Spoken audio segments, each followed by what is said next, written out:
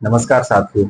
आज आपका फिर से स्वागत है राजस्थान की कला एवं संस्कृति की क्लास में, जिसमें हम तो टॉपिक पर बात कर रहे हैं राजस्थान के मेले एवं त्योहार। मेले और त्योहारों की पहली क्लास में हमने देखा था। हमने इस क्लास में आपको बताया था कि चैत्र माह के हमने कृष्ण पक्ष है उसके बारे में अध्ययन कर चुके हैं।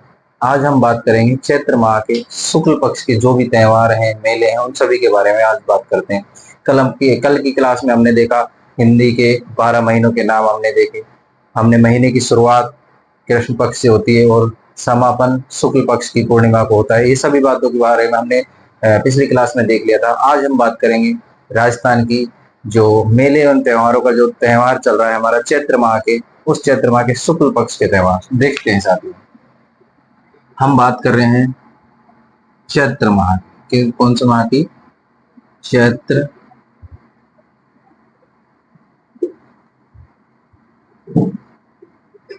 माह। कौन से माह की बात कर रहे हैं हम? चैत्र माह के त्योहारों की बात करेंगे हम। शुक्ल पक्ष की, कौन से पक्ष की? शुक्ल पक्ष। कौन सा पक्ष? शुक्ल पक्ष के जो भी हमारे मेले एवं त्योहार हैं उन सब की बात करेंगे साथियों। बात करते हैं शुक्ल पक्ष की एकम की। किसकी? शुक्ल पक्ष की एकम। साथियों, शुक्ल पक्ष की एकम को हमने देखा था जब हम चैत्र कृष्ण पक्ष पढ़ रहे थे, तो उसकी एकम को हमने धुलंडी मनाई थी। धुलंडी के बाद में जो हमारा समापन हुआ था वो हमने अमावस्या पे करा। अब हमारी शुक्ल पक्ष की जो एकम है, उस शुक्ल पक्ष की एकम को विक्रम संवत की क्या होती है? विक्रम संवत का होता है इस दिन प्रारंभ। क्या होता है? विक्रम संवत का क्या हो जाता है? इस दिन प्रारंभ हो जाता है। साथियों, एकम को ही हम प्रतिपदा के नाम से भी जानते हैं। किसके नाम से जानते हैं? प्रतिपदा के नाम से। तो हम इसको प्रतिपदा भी कह सकते हैं। प्रतिपदा। साथियों, एकम के दिन चैत्र शुक्ल एकम को विक्रम संवत की प्रारंभ होती है और इस दिन प्रतिपदा को हम कह सकते हैं नव वर्ष। नव वर्ष का प्रारंभ। देखो, हम जो नव हैप्पी न्यू ईयर मनाते हैं वो हम अंग्रेजी महीनों के अनुसार मनाते हैं, जनवरी फरवरी के अनुसार। लेकिन जो हमारा नववर्ष होगा वो चैत्र शुक्ल एकम को जो नववर्ष होता है उस दिन होता है। साथियों, बात करें हम एकम की आगे, तो एकम वाले दिन विक्रम संवत का प्रारंभ हुआ, नववर्ष का प्रारंभ हुआ। इस दिन बसंतीय नवरात्रों की बसंती नवरात्रा का प्रारंभ क्या हो जाता है? बसंती नवरात्रों का प्रारंभ इस दिन हो जाता है। साथियों, आगे हम बात करें, इस दिन बृहद राजस्थान का गठन होता है। क्या होता है? बृहद राजस्थान का गठन, जो कब होता है? 30 मार्च 1948 को। कब होता है? 30 मार्च 1948 को। इस दिन एकम के दिन क्या हो जाता है?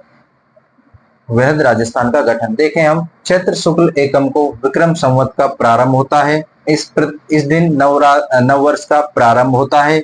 बसंती नवरात्रों का इस दिन प्रारंभ होता है और इस दिन बृहद राजस्थान का गठन भी इसी दिन 30 मार्च 1948 को होता है। साथियों, आगे हम बात करें एकम के बाद में, आगे हम जब बात करेंगे वो बात करेंगे द्वितीया। क्या? द्वितीया के। तो हम द्वितीया एकम के बाद द्वितीया की बात करेंगे। चैत्र शुक्ल द्वितीया, इस दिन सिंजारा, राजस्थान में सिंजारा मनाया जाता है। सिंजारा मनाया जाता है। साथियों, सिंजारा के बारे में ऐसा कहा जाता है कि जब नवविवाहित नई नई शादी होती है किसी लड़की की, तो ऐसा कहा जाता है वो होली के जो अपनी होली है उस होली को यहाँ पे नहीं मनाती, अपने ससुराल में, वो अपने पीहर में ही होली मनाती है। इसलिए उसको वहां पर उसके कहने का मतलब सिंजारा, उसमें उसकी जो वैवाहिक जीवन की शुरुआत है उसके उसमें उसको पहनने के लिए जो भी उसके कपड़े हैं, जो भी आभूषण है, जो भी उनको दिया जाता है, वो सब कुछ उसको सिंजारा के माध्यम से एक दिन पहले दे दिया जाता है। आगे बात करते हैं हम तृतीया की। तृतीया साथियों, चैत्र शुक्ल तृतीया को शुरुआत होती है गणगौर की। गणगौर की क्या मनाया जाता है? चैत्र शुक्ल तृतीया को गणगौर मनाया जाता है। साथियों, गणगौर के बारे में बहुत सारी बातें हैं, आज हम इनके बारे में, गणगौर के बारे में विस्तार से बात करेंगे। ऐसा कहा जाता है गणगौर के दिन पूजा की जाती है किसकी? इस दिन पूजा की जाती है, गणमानी होता है शिव जी। क्या होता है? गण का मतलब होता है शिव और गौर का मतलब होता है पार्वती। क्या होता है? पार्वती। क्या होता है? पार्वती। साथियों, इस दिन पूजा किसकी होती है? गणगौर के दिन। गणगौर के दिन पूजा होती है गण का यानी कि शिव का, और गौर का मतलब पार्वती की इस दिन पूजा होती है। ऐसा कहा जाता है कि इस दिन माता पार्वती के गौणा,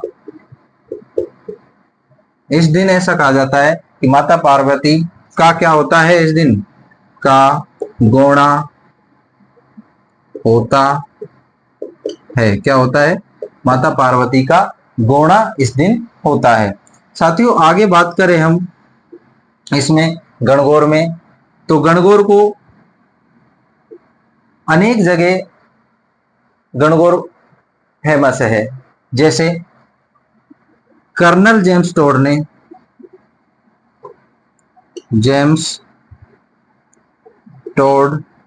ने उदयपुर की गणगौर का उल्लेख किया है। कहाँ की गणगौर का उल्लेख किया है? कर्नल जेम्स टोड ने उदयपुर की गणगौर का उल्लेख किया है। साथियों, आगे हम बात करें गणगौर के ऊपर, कहाँ की गणगौर प्रसिद्ध है। देखिए, बात करते हैं गणगौर के आगे कि आपने सुना होगा बिना ईसर की गणगौर। किसकी? बिना ईसर की गणगौर। ईसर भी किसको कहा जाता है? शिव को ही कहा जाता है।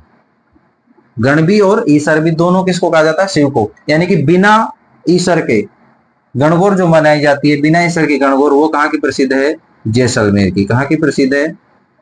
जैसलमेर की। ऐसा कहा जाता है कि जो बिना ईसर की गणगौर है वो जैसलमेर की प्रसिद्ध है। और इसके बारे में कहा जाता है कि ये तृतीया को नहीं मनाई जाती, चैत्र शुक्ल तृतीया को नहीं मनाई जाती, उससे अगले दिन चतुर्थी के दिन, चैत्र शुक्ल चतुर्थी को बिना ईसर की गणगौर जैसलमेर में मनाई जाती है। आगे हम बात करें कि आगे कहाँ की गणगौर और प्रसिद्ध है, उसके बारे में हम देखते हैं।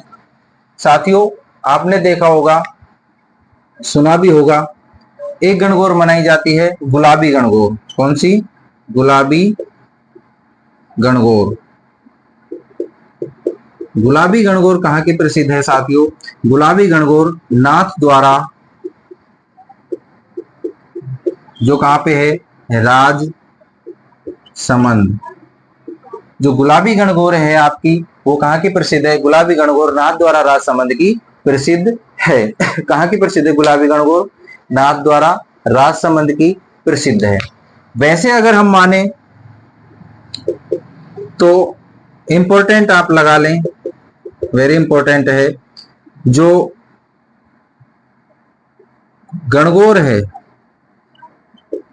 गणगौर है, गणगौर जयपुर की प्रसिद्ध है। कहाँ की प्रसिद्ध है? अगर आपसे क्वेश्चन पूछ लिया जाए कि गणगौर कहाँ की प्रसिद्ध है, तो गणगौर कहाँ की प्रसिद्ध है? जयपुर की।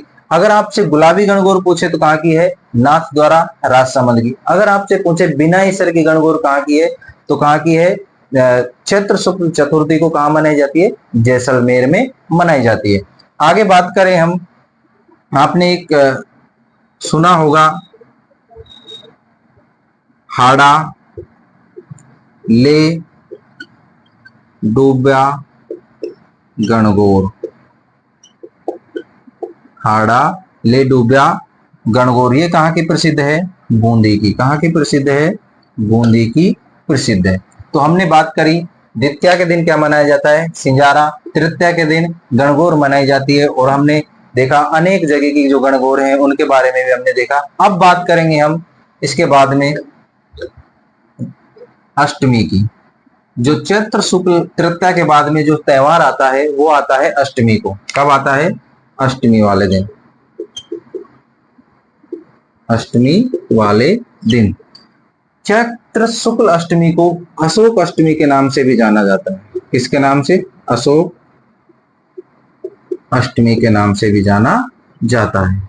साथियों, चैत्र शुक्ल अष्टमी को अशोक अष्टमी के नाम से भी जाना जाता है।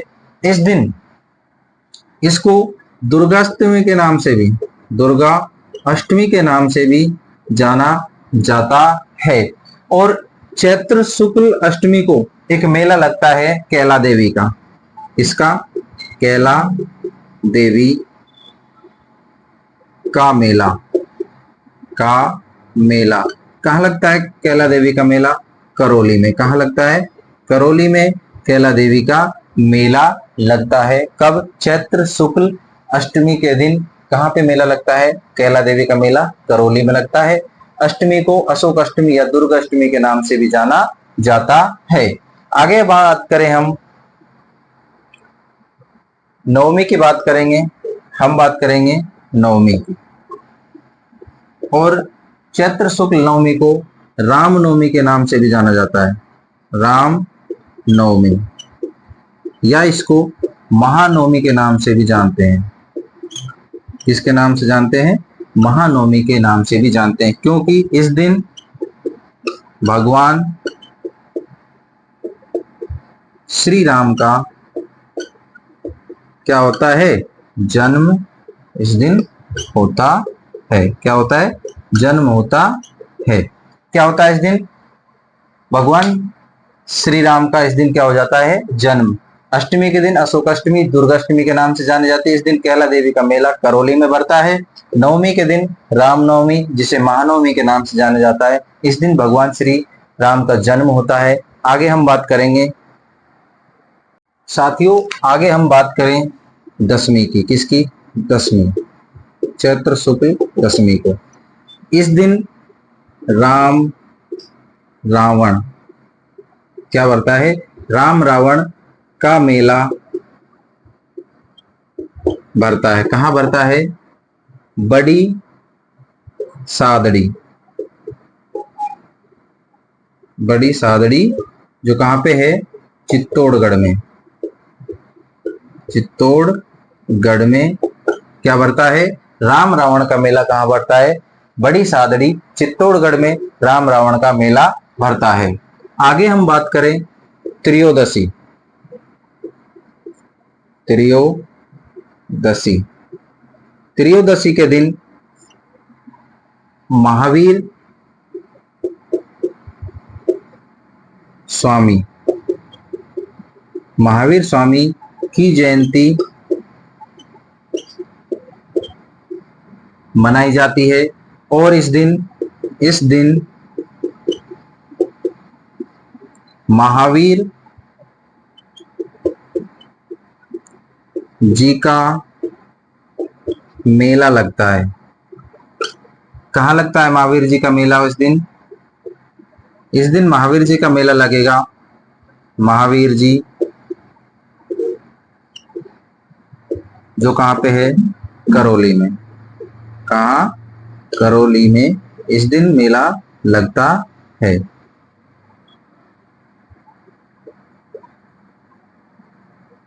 क्या लगता है इस दिन, महावीर जी का मेला कहाँ लगता है, महावीर जी करौली में। दशमी के दिन राम रावण का मेला बड़ी सादड़ी चित्तौड़गढ़ में भरता है। त्रयोदशी के दिन महावीर स्वामी की जयंती मनाई जाती है और इस दिन महावीर जी का मेला भरता है, जो महावीर जी करौली में इसका मेला लगता है। बात करेंगे साथियों आगे हम पूर्णिमा की। क्या किसकी बात करेंगे, पूर्णिमा की बात करते हैं। चैत्र शुक्ल पूर्णिमा बात करते हैं हम। पूर्णिमा, हम पूर्णिमा की बात करें, पूर्णिमा के दिन इसे हनुमान जयंती के नाम से जानते हैं। हनुमान जयंती किसके नाम से जानते हैं, चैत्र शुक्ल पूर्णिमा को हनुमान जयंती मनाई जाती है। बहुत बार क्वेश्चन आया कि हनुमान जयंती कब मनाई जाती है, तो हनुमान जयंती चैत्र शुक्ल पूर्णिमा के दिन हनुमान जयंती मनाई जाती है। साथियों बात करते हैं, हनुमान जी के दो मेले लगते हैं, दो मेले लगते हैं। एक लगता है दाढ़ी मूछ का, दाढ़ी मूछ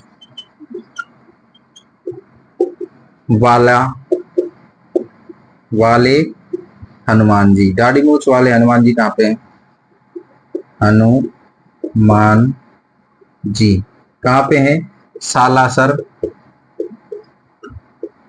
जो कहाँ पे है, चूरू में। कहाँ पे है, सालासर चूरू में। जो हनुमान जी हैं वो कौन से हनुमान जी हैं, दाढ़ी मूछ वाले हनुमान जी हैं। और अगला है मेहंदीपुर बालाजी, मेहंदीपुर वाले बालाजी, मेहंदीपुर वाले बालाजी कहाँ पे हैं, दौसा में। कहाँ पे हैं, दौसा में। तो आपसे क्वेश्चन पूछा जाए कि पूर्णिमा के दिन क्या मनाई जाती है, हनुमान जयंती, और उस दिन दो मेले भरते हैं। दाढ़ी मूछ वाले हनुमान जी का मेला कहाँ भरता है, सालासर चूरू में, और मेहंदीपुर वाले बालाजी का जो मेला भरता है वो कहाँ भरता है, दौसा में।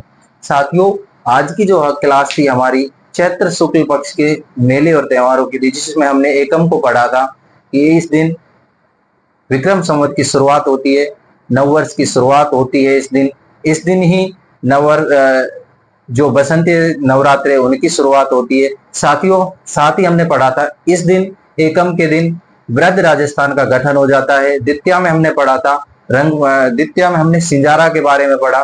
तृतीया में चैत्र शुक्ल तृतीया को हमने गणगौर के बारे में पढ़ा था। इस दिन गणगौर मनाई जाती है। हमने गणगौर के बारे में अनेक तथ्य देखे, जैसे कर्नल जेम्स टोड ने जो उदयपुर की गणगौर है उसका उल्लेख किया था। उसके बाद में हमने देखा था बिनाई सर की गणगौर है जो कहाँ की प्रसिद्ध है, जैसलमेर की, और वो चैत्र शुक्ल चतुर्थी के दिन आती है। उसके बाद में हमने तृतीया में देखा था गुलाबी गणगौर जो हमारी कहाँ की प्रसिद्ध है, नाथद्वारा राजसमंद की प्रसिद्ध है, उसके बारे में हमने देखा था।